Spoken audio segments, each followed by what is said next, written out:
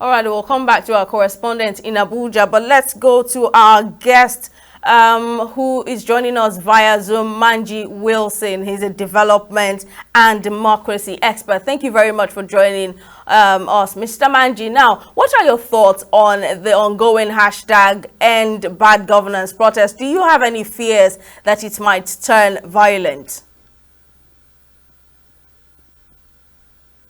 Thank you, Simisola, for your, question. And indeed, as we all know, and as has been established by various individuals, protests, of course, are legitimate means of citizens expressing their concerns or support to policies, of governance that impacts, their lives, their socioeconomic conditions, and how it affects, the way they conduct their affairs as well, on a daily basis.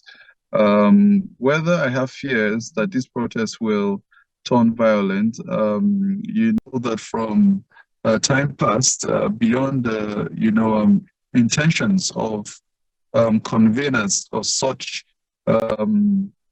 protests to ensure that they peacefully um, convey their messages to those in power. You have other elements that may also want to take advantage of that. So I think from what has been happening so far, across board, we have seen reports of cordiality between the protesters and security agencies.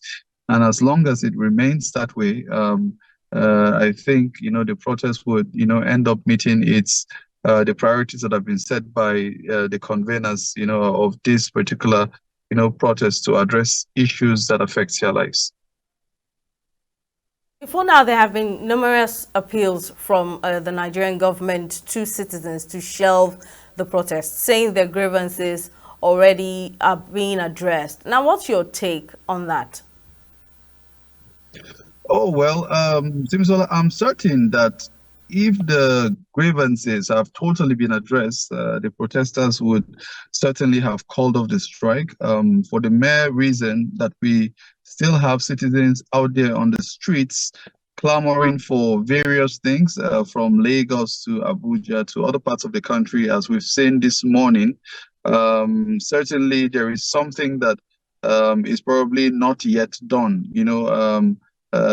based on the evaluation of the convenance of this protest.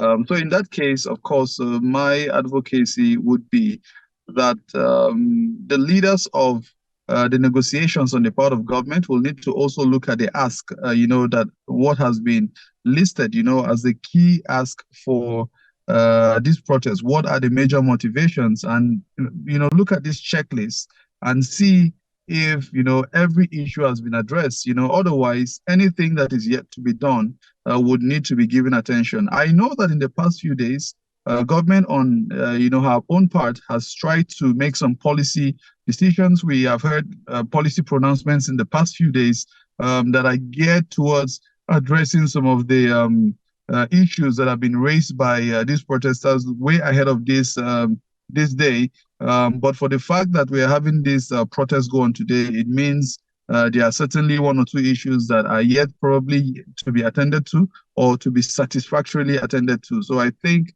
there's a need for those leading on the negotiation on the part of government to look at these issues, ensure that there are no loose ends that would allow for grievances to escalate into an unmanageable circumstances. Now, obviously, government's demand to the citizens to have the protest shelved has fallen on deaf ears. But finally, do you think that this protest will make any major difference? And then, what other methods do you think that citizens can adopt to express their grievances to the government?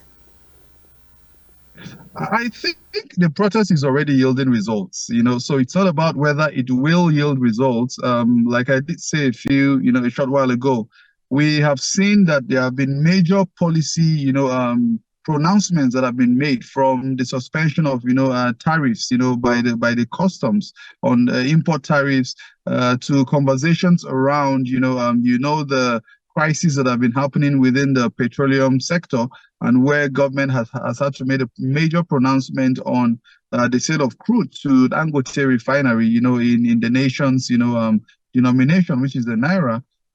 You can see as well, of course, the signing of the minimum wage bill, which is now law, and other, steps that have been taken by government to ensure, that, the issues that are raised by protesters are given attention. So I think already the protest is already yielding very positive results. Whether it's at par with what citizens want is still the question.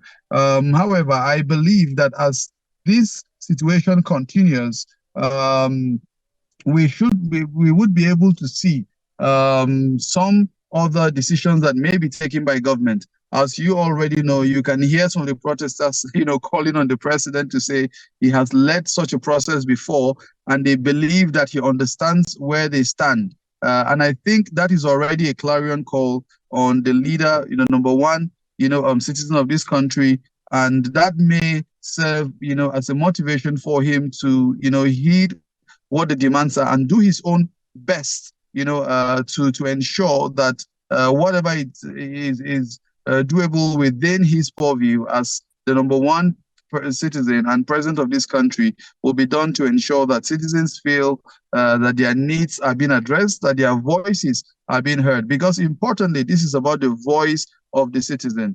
What can every single citizen be able to do when it comes to a situation that he feels disenchanted? And I believe that what are the other ways that you've asked that citizens can air their concerns? I think this has consistently been one of the most effective means of citizens airing their voices by coming out en masse, raising their voices, and calling on government to listen to them and do what it is that they have probably promised during their campaigns that they're going to do for citizens. So I think it's a good way, as long as it continues to be peaceful. That's the best form of citizens airing their concerns on how they expect government to be governed. Other ways, of course, will come during elections. But again, for democracy to thrive, we know that it's an entire circle. It's not just about elections. It's about holding government to account. So social accountability is critical, and I think this is one of the most important steps for citizens, by going out there to say, we are with you. It's not necessarily a very negative situation when citizens protest. I believe it's one of the key ways to ensure that those at the helm of affairs are informed that citizens are with them. Citizens are ensuring that they are in check, and that whatever they say they are going to do, they are keeping to it. Well, we are closely monitoring the situation to see how it turns out eventually. Democracy and development expert Manji Wilson, thank you very much for sharing your thoughts on the news.